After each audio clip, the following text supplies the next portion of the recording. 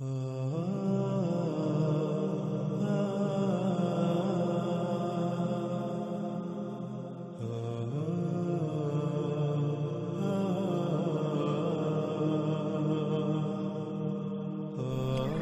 قوم عاد و قوم سمود کس قدر قوت میں بڑھ کر تھے اس کا اندازہ لگانا کوئی مشکل نہیں۔ اس وقت سکرین پر نظر آنے والی تصاویر انڈیا کے صوبے مہاراشٹرا میں ایک مقام کی ہیں جس کا نام لونر ہے، اور تصاویر میں نظر آنے والا گڑھا جو پانی سے بھرا ہوا ہے اسے لونر جھیل کا نام دیا جاتا ہے۔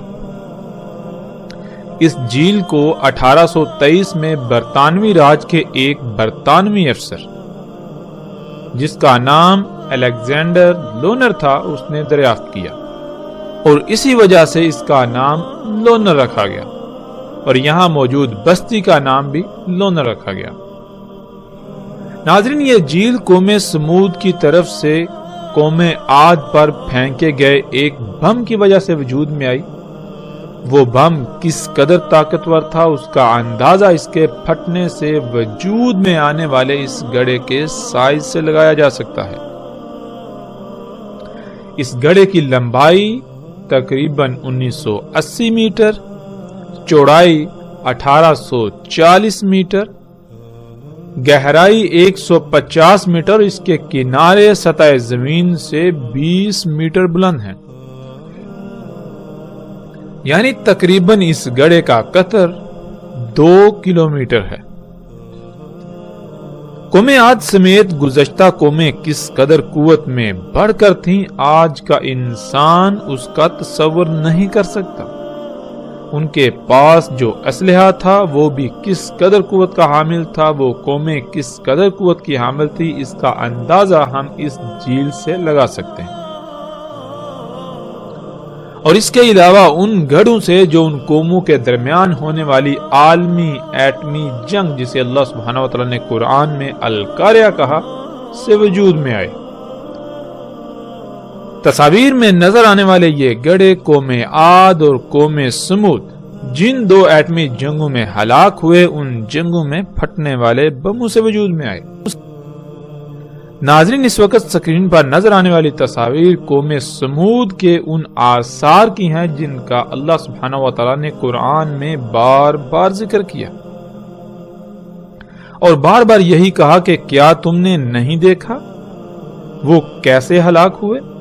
کیا تم نے زمین میں سیر نہیں کی کہ ان کے گھروں میں نہیں گھومے پھرے؟ اللہ سبحانہ وتعالی نے قرآن میں بار بار ایسا کیوں کہا؟ اللہ سبحانہ وتعالی نے قرآن میں ایسا بار بار اس لیے کہا تاکہ تم عبرت حاصل کرو، کیونکہ آج جو کچھ تم کر رہے ہو یہ سب تو پہلی ہلاک شدہ اقوام کر چکی، جس سے وہ ترقی، سہولتوں، آسائشوں اور زمین میں اصلاح کا نام دیتے تھے، لیکن کیا یہ سب حقیقتاً اصلاح تھا یا پھر فساد؟ وہ فساد جس کا وہ خود ایسے شکار ہوئے کہ ان کا نام و نشان تک مٹ گیا، اور ان کے یہ آثار تمہارے لیے عبرت کا نشان بنا دیے گئے، اور اس کے باوجود آج تم یعنی دنیا میں آباد موجودہ لوگ بھی وہی سب کر رہے ہیں، تو پھر عنقریب تمہارا انجام بھی بالکل وہی ہونے والا ہے۔ ناظرین، قوم سمود کے چٹانوں میں تراشیدہ ان گھروں کو دیکھیں تو سوال یہ پیدا ہوتا ہے کہ کیا آج کے انسان جو ترقی اور ٹیکنالوجی کے نام پر بڑے بڑے دعوے کر رہے ہیں، ان سب ایجادات کے باوجود، ایسی جدید ترین ٹیکنالوجی کے باوجود، ایسی ہی چٹانوں میں ایسے گھر تراشے جا سکتے ہیں؟ کیا موجودہ انسان اس ٹیکنالوجی، ان ایجادات سے ایسی چٹانوں میں اس طرح کے گھر تراش سکتے ہیں؟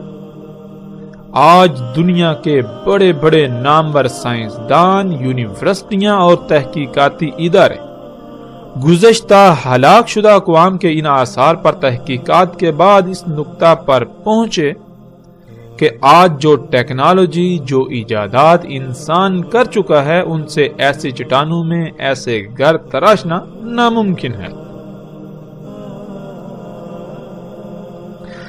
موجودہ انسان اس کا تصور بھی نہیں کر سکتے۔ پھر ان کا مزید یہ کہنا ہے کہ اول تو یہ کام انسان کا نہیں، اور اگر اس بات کو تسلیم کر لیا جائے تو جن انسانوں نے یہ گھر تراشے وہ ٹیکنالوجی میں موجودہ انسانوں سے بہت بڑھ کر تھے، جن کا تصور موجودہ انسان کے بس سے باہر ہے۔ قرآن میں اللہ سبحانہ وتعالی نے یہ بات واضح کر دی کہ زمین کا اختیار انسان کو دیا گیا، نہ کہ اس کے علاوہ کسی دوسری مخلوق کو۔ تو یہ سب کچھ ان قوموں کا کیا درا ہے جو اپنے انہی مفسد اعمال کے سبب ہلاک ہو کر صفحہ ہستی سے مٹ چکی، جس سے یہ بات روز روشن کی طرح عیاں ہے کہ یہ سب گزشتہ انسانوں کے ہی اعمال ہیں۔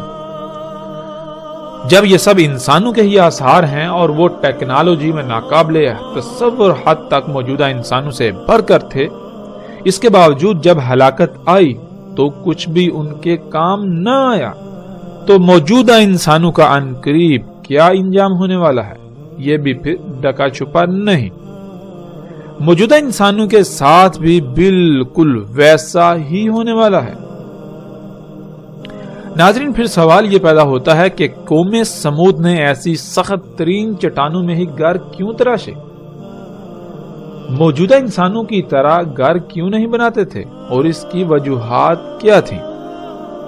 تو اس کا جواب بھی اللہ سبحانہ و تعالیٰ نے بار بار قرآن میں دیا کہ جیسے آج موجودہ انسان آہستہ آہستہ مختلف مراحل کو طے کرتے کرتے ایک طویل مدت کے بعد اس مقام پر پہنچے، بالکل اسی طرح گزشتہ ہلاک شدہ اقوام بھی آہستہ آہستہ ایک لمبی مدت کے بعد اس مقام پر پہنچی تھی جب وہ ہلاکت کا شکار ہوئے۔ جیسے آج انسان کے اپنے ہی اعمال کے رد عمل میں آنے والی تباہیوں سے بچاؤ کی غرض سے انسان ایسے اقدامات کرتا ہے، یعنی جیسے آج زلزلے دن بہ دن بڑھ رہے ہیں تو ان سے بچاؤ کی غرض سے زلزلہ پروف گھر تعمیر کر رہا ہے، سیلابوں اور طوفانوں سے بچنے کے لیے ویسے ہی مسکن بنا رہا ہے، تباہ کن جنگوں میں تباہ کن ہتھیاروں سے بچنے کی غرض سے زمین دوز بنکر یا ایسی عمارتیں بنا رہا ہے جو اسے ان جنگوں میں استعمال ہونے والے بموں کی تباہی سے محفوظ رکھ سکیں۔ تو بالکل اسی طرح قوم عاد اور قوم سمود نے ایسے گھر بنائے۔ تو بالکل اسی طرح قوم عاد اور سمود نے اگر ایسے گھر بنائے تو وہ ان ایٹمی ہتھیاروں سے بچاؤ کی غرض سے جن کا خوف انہیں لاحق رہتا تھا، اور بالآخر جب وہ تباہی آئی تو کچھ بھی ان کے کام نہ آیا۔ ان کے شہر بھی موجودہ انسانوں کی طرح تھے، ان کی تعمیرات بھی، لیکن جو چٹانوں میں انہوں نے گھر تراشے وہ صرف اور صرف ایٹمی حملوں سے بچاؤ کی خاطر۔ بالکل اسی طرح جیسے آج پوری دنیا میں ممکنہ ایٹمی حملوں سے بچاؤ کی خاطر چٹانوں میں اور زمین دوز بنکرز بنائے جا رہے ہیں۔ تو جب گزشتہ اقوام ٹیکنالوجی سمیت ہر لحاظ سے موجودہ انسانوں سے ناقابل تصور حد تک بڑھ کر تھیں، اس کے باوجود ان کا انجام کیا ہوا؟ وہ صفحہ ہستی سے مٹ گئے، کچھ بھی ان کے کام نہ آیا۔ جو کچھ بھی انہوں نے بنایا تو کیا موجودہ انسانوں کے کچھ کام آئے گا جو کچھ یہ بنا رہے ہیں؟ اس کے باوجود کہ یہ انہیں مسیحا سمجھ رہے ہیں، بالکل اسی طرح جیسے وہ بھی اپنی ان ایجادات کو مسیحا سمجھتے رہے، لیکن یہ سب دجال محض دھوکہ ثابت ہوا۔ یہ تمام کی تمام ایجادات جن کو انسان اصلاح کا نام دیتا ہے، لیکن اللہ سبحانہ وتعالی قرآن میں بار بار انہیں فساد قرار دیتا ہے۔ انسان انہیں اپنے لیے مسیحا سمجھتا ہے، لیکن قرآن میں اللہ سبحانہ وتعالی نے انہیں بار بار محض ایک دھوکہ قرار دیا، جس دھوکے کا شکار پہلی بھی 6 اقوام ہو کر صفحہ ہستی سے مٹ چکی، اور نبی علیہ السلام نے اسے دجال کہا کہ انسان انہیں اپنے لیے مسیحا سمجھیں گے، لیکن حقیقت میں یہ مسیحا نہیں بلکہ دجال ہے۔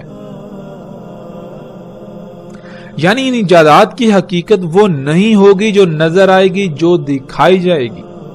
نظر آنے میں تو یہ مسیحا نظر آئیں گی، فائدے کی اشیاء نظر آئیں گی، آسائشیں، سہولتیں نظر آئیں گی، لیکن حقیقت میں یہ فساد عظیم ہوگا۔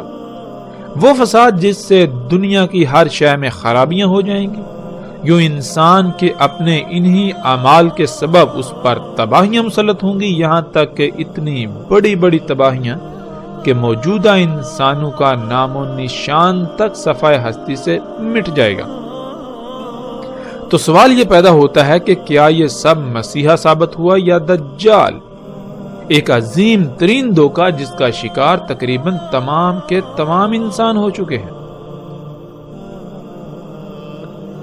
ناظرین، اس وقت سکرین پر نظر آنے والی تصاویر قوم لوط اور اخوان لوط کی ہیں۔ قوم لوط جو کہ بے حیائی اور فحاشی کا نمونہ بن چکی تھی، تو ان کا انجام کیا ہوا؟ ان پر جلتی ہوئی گندک کی بارش ہوئی۔ ناظرین، سوال یہ پیدا ہوتا ہے کہ کوئی قوم اس قدر بے حیا اور فحاش کیسے بن سکتی ہے کہ ان میں رائی برابر بھی کوئی جھجک نہ رہے اور وہ کھلم کھلا بدکاری کرنے میں اپنا کوئی ثانی نہ رکھتی ہو۔ آج اگر بات کی جائے مغربی معاشروں کی، تو اس قدر بے حیائی ان میں بھی نہیں جس قدر قوم لوط میں تھی۔ آج جب مغربی معاشروں کو دیکھا جائے تو جس قدر آج ان میں بے حیائی موجود ہے، تو سوال یہ پیدا ہوتا ہے کہ یہ کیوں کر ممکن ہوئی؟ کیا یہ قومیں شروع سے ہی ایسی تھی؟ جب اس سوال کا جواب تلاش کیا جائے تو جواب یہی ملے گا کہ ان قوموں میں اس قدر بے حیائی اور فحاشی صنعتی انقلاب آنے کے بعد اس وقت عام ہوئی جب جو کام صرف اللہ کی ذات کرتی تھی، وہی کام انسان نے خود کرنا شروع کر دیا، اور انسان اللہ کی ذات کی محتاجی سے نکل کر خود کو غنی بنا بیٹھا، جس کی وجہ سے اللہ کی ذات کا تصور تک ختم ہو گیا، اور اگر باقی رہا بھی تو صرف اور صرف اس ذات کا نام۔ اور ایسا ہو بھی کیوں نہ؟ جبکہ انسان اللہ کا محتاج ہی نہیں رہا تو پھر اس کے لیے اس ذات کی اہمیت کیا رہے گی؟ جب تک انسان خود کو اللہ کی ذات کا محتاج تصور کرتا ہے تب تک وہ کسی حد تک اس کی نافرمانی کر سکتا ہے، مگر اس حد تک نہیں جا سکتا۔ مگر جب انسان جس وجہ سے خود کو اللہ کی ذات کا محتاج سمجھتا تھا یا محتاج سمجھتا ہے، اور جس وجہ سے اس کے نزدیک اللہ کی ذات کا کوئی تصور ہوتا ہے، جب وہ تمام کے تمام کام خود کرنا شروع کر دے تو اللہ کی ذات کا تصور تو خود بخود ہی ختم ہو جائے گا۔ اور جب اس ذات کا تصور ختم ہو جائے تو انسان پھر جو جی میں آئے گا کرے گا، اور یہی ایک وجہ بنتی ہے اس قدر بے حیائی اور فحاشی کی۔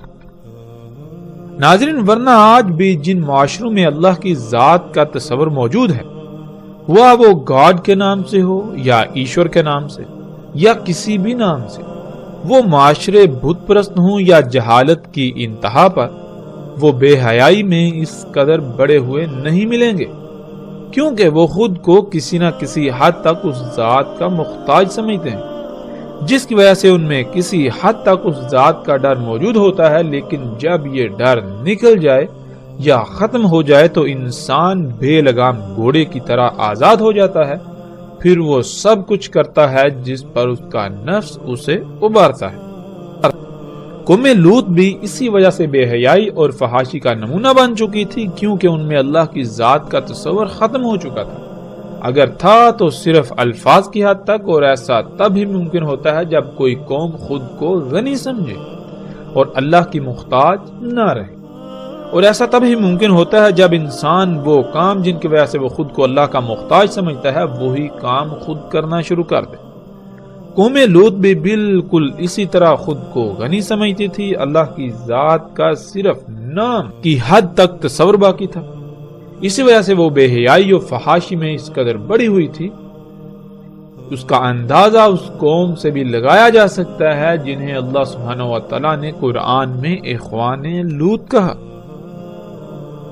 ناظرین، اس وقت سکرین پر نظر آنے والی یہ تصاویر اخوان لوط کی ہیں، اخوان لوط کے آثار کی ہیں، جو اٹلی میں حال ہی میں کھدائی کے دوران زیر زمین سے دریافت ہونے والا ایک ایسا شہر ہے جو کسی بھی لحاظ سے موجودہ جدید ترین معاشروں سے کم نہ تھا۔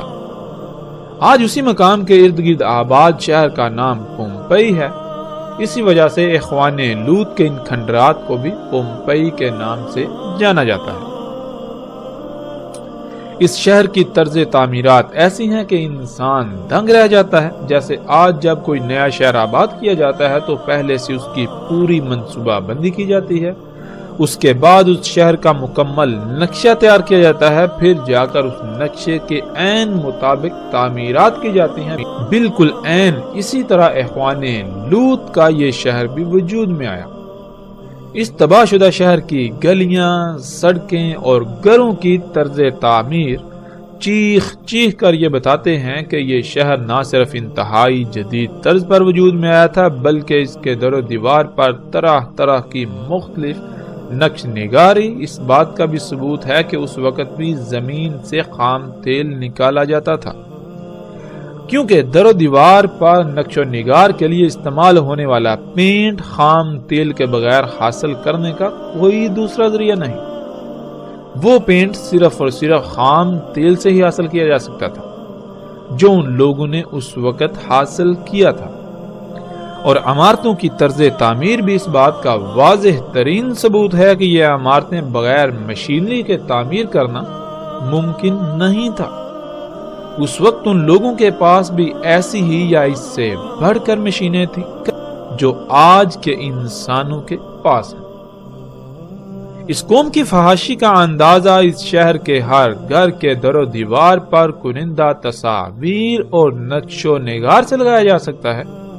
ہم ایسی تصاویر کو نہیں دکھائیں گے۔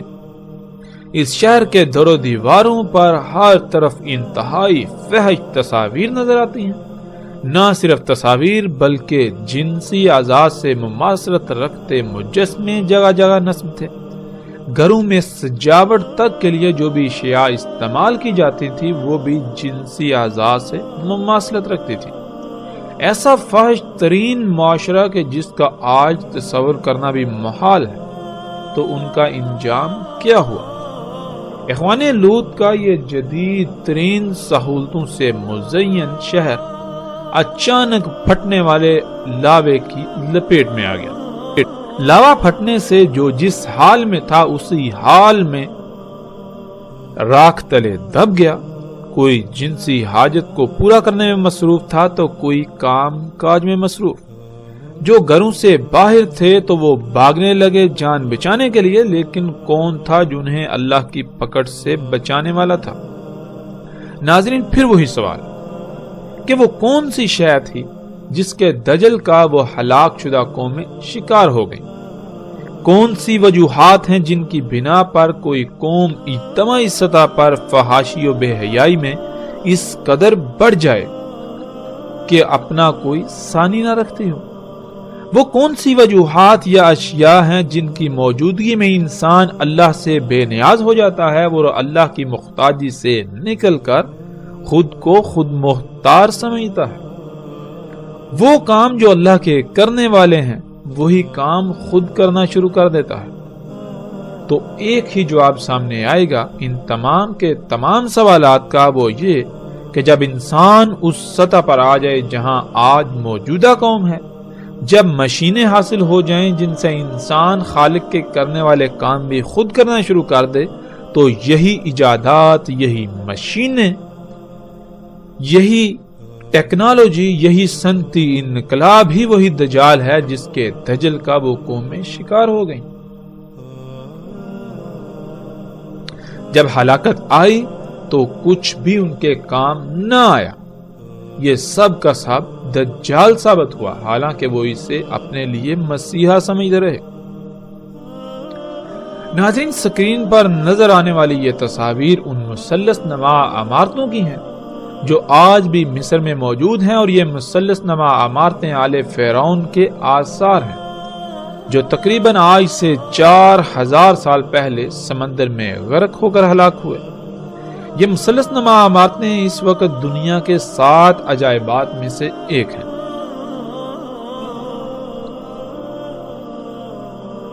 قرآن میں اللہ سبحانہ و تعالیٰ نے ان عمارتوں کو اوتاد کہا، اور اس وقت کے فرعون اور آل فرعون کو ان کا بانی قرار دیا، جس کی تفاصیل ہلاک شدہ اقوام کے موضوع پر آنے والے ایک ساتھ میں آئیں گے۔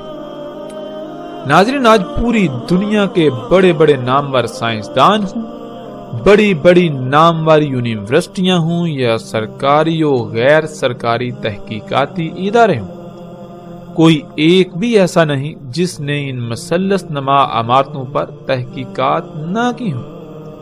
یہاں تک کہ ہزاروں کی تعداد میں ایسے سائنسدان بھی ہیں جنہوں نے آزادانہ طور پر ان پر تحقیقات کی، ان آثار کو انتہائی قریب سے دیکھا، لیکن اس کے باوجود آج تک کوئی ایک ادارہ، یونیورسٹی یا سائنسدان بھی ایسا نہیں ہے جو ان سوالات کے جوابات دے سکا ہو کہ یہ عمارتیں کیسے تعمیر کی گئیں، جن پتھروں سے یہ عمارتیں تعمیر کی گئیں وہ پتھر کہاں سے اٹھا کر لائے گئے، اور پھر یہ اتنے بھاری پتھر یہاں لائے کیسے گئے، کیونکہ نہ تو آس پاس سینکڑوں کلومیٹر دور دور تک ایسے پہاڑ ہیں جہاں سے یہ پتھر لائے گئے ہوں، اور پھر آج موجودہ دور میں بھی ایسے پتھروں کو اٹھانا یا ان کی ٹرانسپورٹ کرنا یہ سب ناممکن ہے۔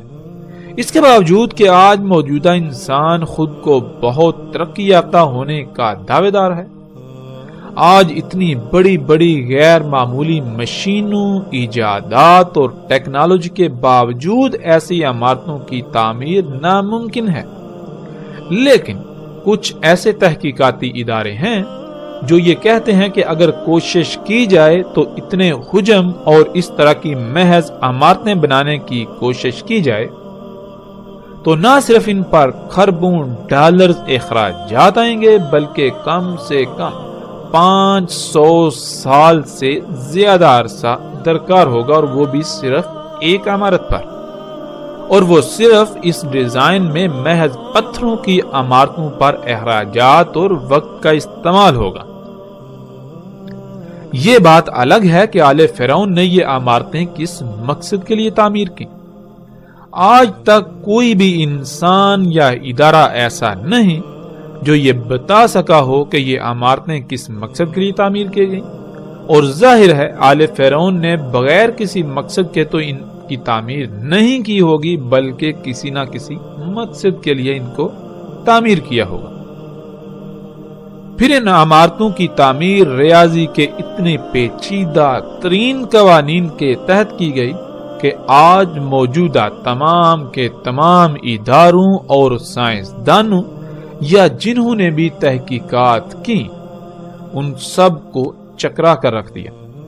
ناظرین، ان عمارتوں کو لے کر یہ چند بنیادی سوالات ہیں جن کے جوابات آج تک کوئی انسان نہ دے پایا۔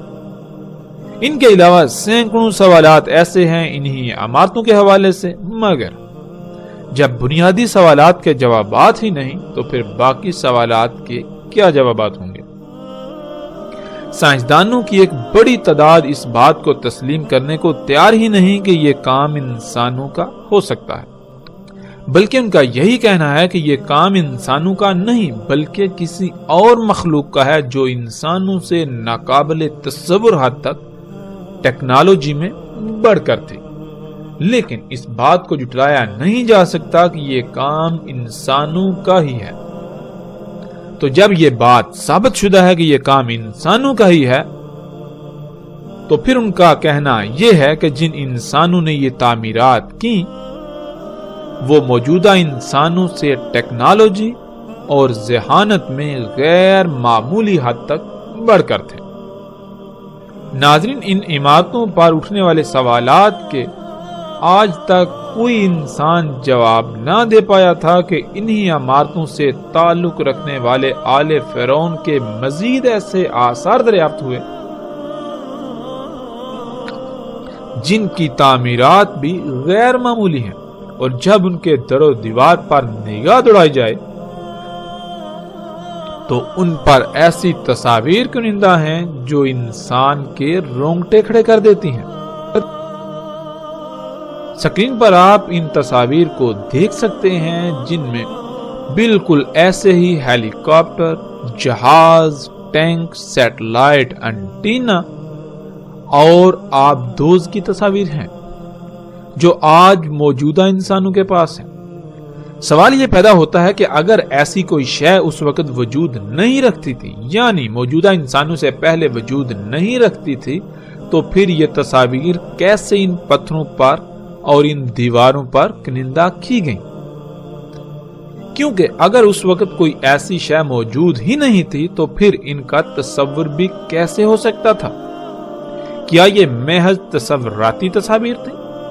اور اگر یہ محض تصوراتی تصاویر تھیں تو کیا آج ایسا ممکن ہے؟ نہیں، بالکل نہیں۔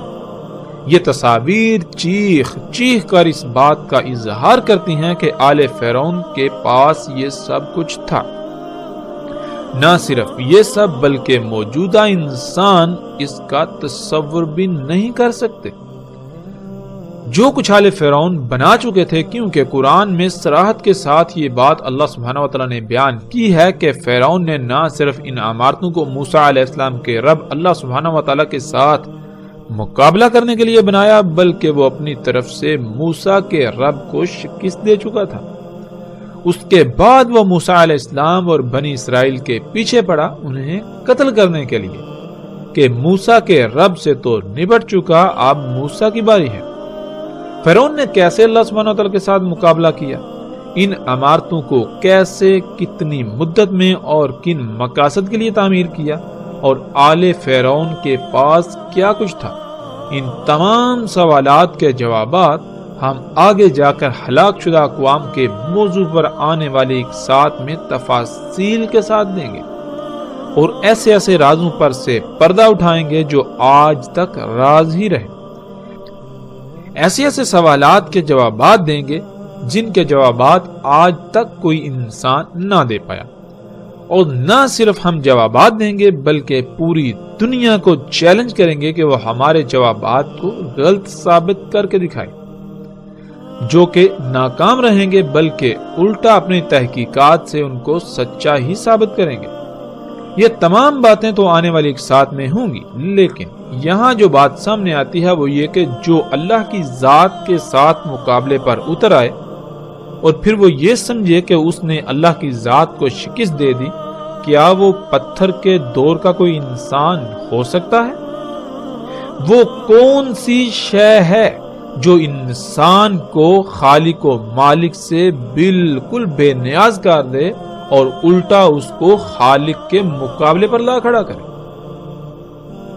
وہ کون سی شے ہے جس کی بنیاد پر انسان یہ جرأت کر سکتا ہے کہ وہ خالق و مالک اللہ سبحانہ وتعالی کے ساتھ ببانگے دوہل مقابلے پر اتر آئے؟ وہ ٹیکنالوجی میں کس قدر بڑھ کر تھا، موجودہ انسان اس کا تصور بھی نہیں کر سکتے۔ ناظرین، اور جب ان کی تعمیرات کا ہی آج تک کوئی جواب نہ دے سکا تو پھر یہ کیسے ممکن ہے کہ موجودہ انسان اس بات کا تصور کر سکیں جو کچھ ان کے پاس تھا؟ اللہ سبحانہ وتعالی نے قرآن میں صراحت کے ساتھ کہہ دیا کہ تم ان ہلاک شدہ اقوام کے 10% کو بھی نہیں پہنچے اور نہ ہی پہنچ سکتے ہو۔ یعنی جو کچھ آج تم بنا چکے ہو، جو قوت، یہ جو مشینیں، یہ ٹیکنالوجی، یہ جتنی بھی ایجادات تم کر چکے ہو، یہ ان قوموں کا 10% بھی نہیں، اور نہ ہی تم ان کے 10% کو پہنچ سکتے ہو جو قومیں تم سے پہلے ہلاک ہو چکی۔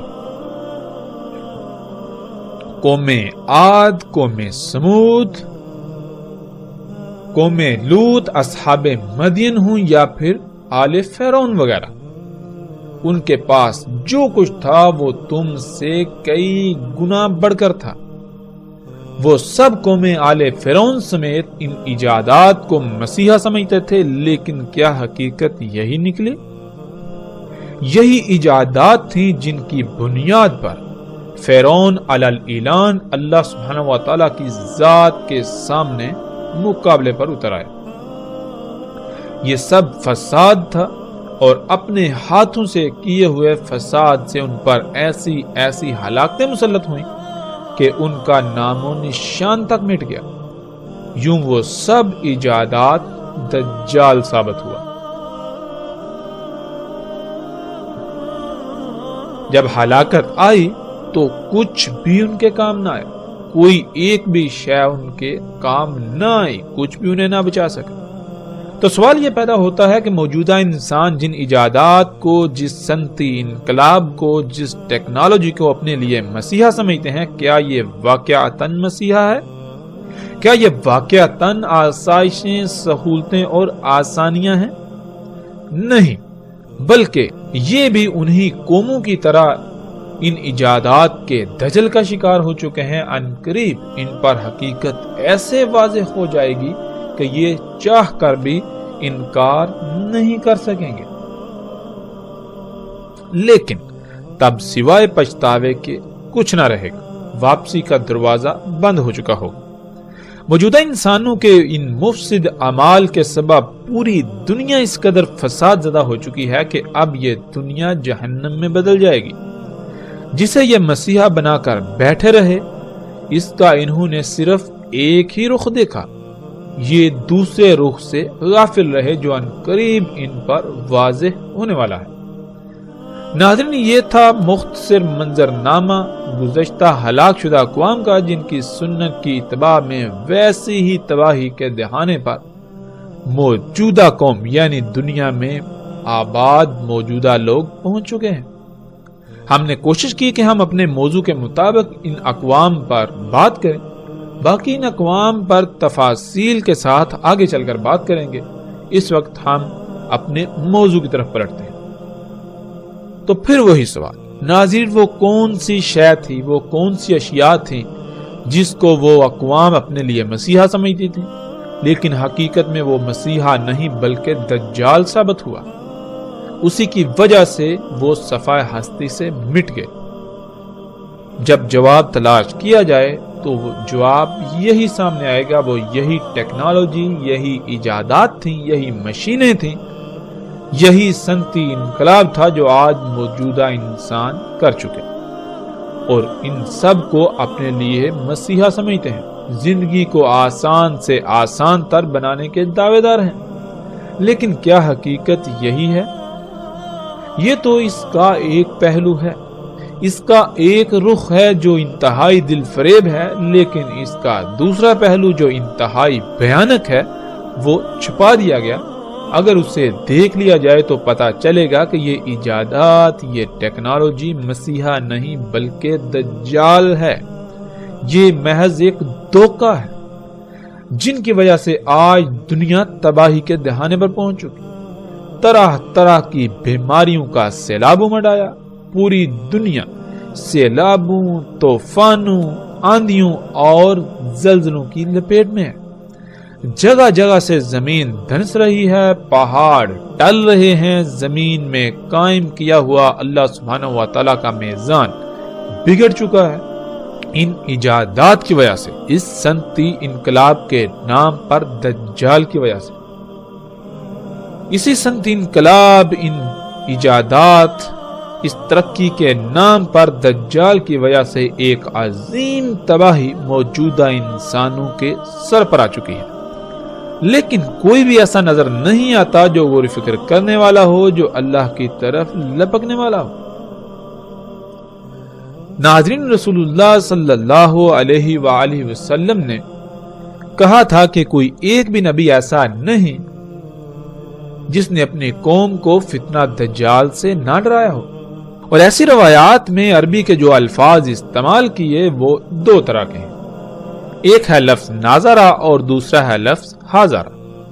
ناظرہ کہتے ہیں متنبہ کرنے کو، یعنی اگر کوئی ایسا کام کیا جا رہا ہو جس کا نتیجہ انتہائی بھیانک ہو یا نقصان دہ ہو تو اس کام یعنی اس عمل کے رد عمل سے پہلے ہی اس سے آگاہ کر دینا کہ اس عمل کو یا ان اعمال کو چھوڑ دو، ورنہ رد عمل کی صورت میں مارے جاؤ گے، نقصان اٹھاؤ گے۔ تو جتنے بھی نبی آئے انہوں نے دجال سے متنبہ کیا،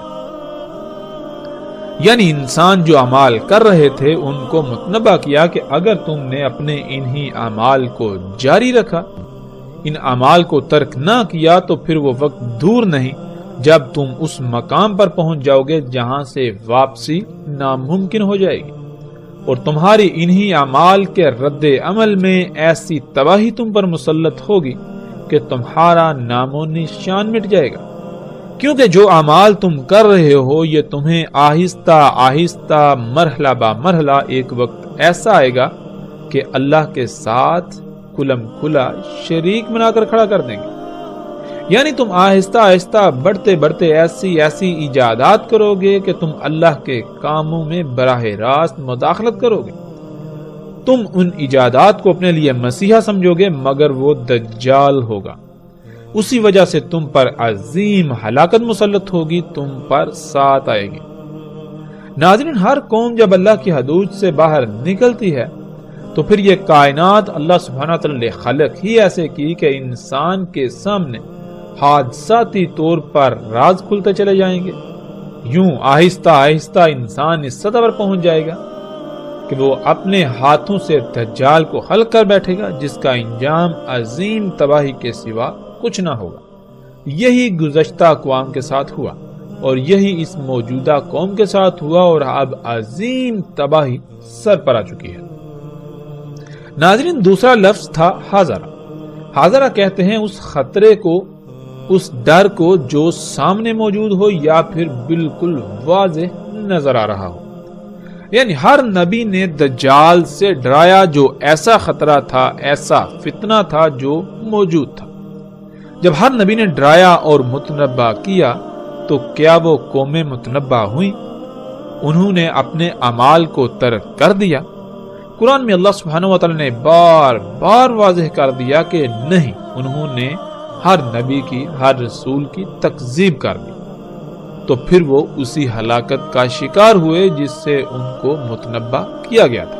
اللہ سبحانہ و تعالی قرآن میں واضح طور پر اسے حیات الدنیا، یہ ایجادات قرار دیتا ہے، اور رسول اللہ صلی اللہ علیہ وآلہ وسلم نے اسے دجال کہا۔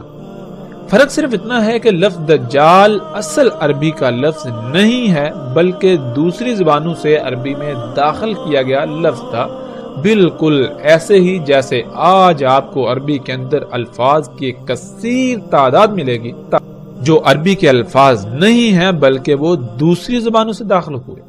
مثلا جیسے لفظ ٹیکنالوجی ہے تو آج عربی میں وہ داخل ہو چکا اور اسے عربی لہجے میں ٹیکنالوجی کہا جاتا ہے۔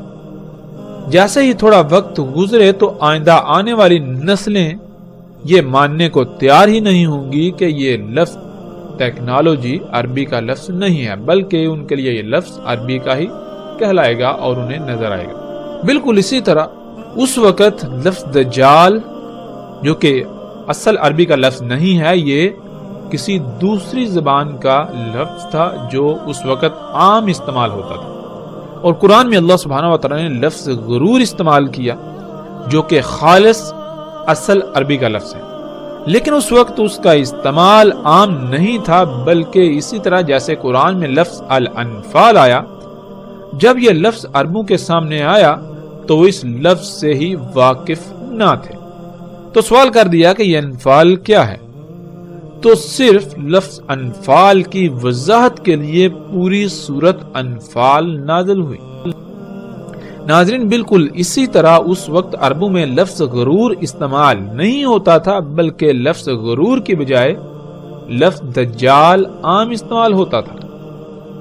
یعنی لفظ غرور کے متبادل کے طور پر لفظ دجال کا استعمال اس وقت عام تھا۔ دجال لفظ چونکہ اصل عربی کا لفظ نہیں اور قرآن اللہ سبحانہ وتعالی نے عربی میں نازل کیا، تو اسی وجہ سے رسول اللہ صلی اللہ علیہ وآلہ وسلم نے اس وقت کے لوگوں کو سمجھانے کے لیے جو اس وقت لفظ عام استعمال ہوتا تھا، جو سب کی سمجھ میں آنے والا تھا، اسے استعمال کیا۔ یوں لفظ غرور اور لفظ دجال دونوں ایک ہی معنی رکھتے ہیں۔ اللہ سبحانہ وتعالی نے اسے قرآن میں حیات الدنیا قرار دیا، جیسا کہ آپ اس آیت میں دیکھ سکتے ہیں۔ اللہ سبحانہ وتعالی کہتے ہیں وَمَا الْحَيَاةُ الدُّنْيَا إِلَّا مَتَاعُ الْغُرُورِ، اور نہیں ہے دنیا کی حیات مگر دھوکے کا ساز و سامان۔ یعنی یہ جو کچھ بھی اس وقت دنیا میں تمہیں نظر آ رہا ہے یا جو کچھ تم بنا چکے ہو، یہ محض ایک دھوکہ ہے۔ اور اللہ سبحانہ وتعالی نے قرآن میں بار بار کہا، اس پر زور دیا کہ کہیں اس دجل کا، اس دھوکے کا شکار نہ ہو جانا۔ یہ دنیاوی مال و متاع، یہ جو کچھ بھی ہے، یہ محض دھوکہ ہے، تو جو بھی اس کے دھوکے کا شکار ہوگا تو وہ دنیا اور آخرت میں ہلاکت کا شکار ہو جائے گا۔ اور اگر پوری کی پوری قوم ہی اس دھوکے کا شکار ہو جائے تو پھر دنیا کو فساد اور اس فساد کے ظاہر ہونے، یعنی انسانوں کے اعمال کے رد عمل کے طور پر آنے والی تباہیوں، اور بالآخر انسانوں کے نزدیک ایسی عظیم تباہی سے کوئی نہیں بچا سکتا جو انسانوں کا صفحہ ہستی سے نام و نشان مٹا دے۔ ناظرین، الحمدللہ ہم نے قرآن سے یہ جان لیا کہ وہ کون سی شے تھی جس سے تمام کے تمام نبیوں نے متنبع کیا۔ وہ یہی ٹیکنالوجی تھی، یہی ایجادات تھی، یہی دنیاوی مال و متاع تھا، اور انہی ایجادات کے سبب آنے والی عظیم تباہی سے متنبع کیا۔ تو پھر یہ کیسے ممکن ہو سکتا ہے کہ دجال اس کے علاوہ کچھ اور ہو؟ ایسا ممکن ہی نہیں کہ دجال اس کے علاوہ کوئی اور شے ہو۔ اب اصل سوال یہ ہے کہ اگر دجال یہی ایجادات ہیں، یہی صنعتی انقلاب ہے، تو کیا محمد رسول اللہ صلی اللہ علیہ وآلہ وسلم نے ان ایجادات کو دجال کہا؟ اور اگر ان کو دجال نہیں کہا تو کم از کم اتنے غیر معمولی امور کے بارے میں رسول اللہ صلی اللہ علیہ وآلہ وسلم نے کچھ نہ کچھ تو ضرور بتایا ہوگا۔ کیا یہ ایسا ممکن ہے کہ اتنے غیر معمولی امور جن کا آج سے چند صدیاں پہلے تصور کرنا بھی ممکن نہیں تھا، ان کے بارے میں رسول اللہ صلی اللہ علیہ وسلم نے کچھ بتایا نہ ہو؟ ایسا ممکن ہی نہیں۔ اگر ان کو دجال نہیں کہا تو پھر ان کو کیا کہا؟ کچھ نہ کچھ تو ضرور کہا ہوگا۔ ان ایجادات کے بارے میں کیا آج تک ہمیں بتایا گیا؟ کیا آج تک ہم نے یہ سوال اٹھایا؟ اگر نہیں تو کیوں؟ اللہ کے فضل سے اب ہم یہ جانیں گے کہ ان ایجادات کے بارے میں محمد رسول اللہ صلی اللہ علیہ وآلہ وسلم نے کیا کہا۔ جب قرآن ان ایجادات کو دجال کہہ رہا ہے تو پھر کیا محمد رسول اللہ صلی اللہ علیہ وآلہ وسلم نے بھی انہیں دجال کہا؟ اب ہم آتے ہیں اس طرف اور روایات میں رسول اللہ صلی اللہ علیہ وآلہ وسلم کے الفاظ کو سامنے رکھتے ہوئے تفصیل کے ساتھ اس پر بات کرتے ہیں۔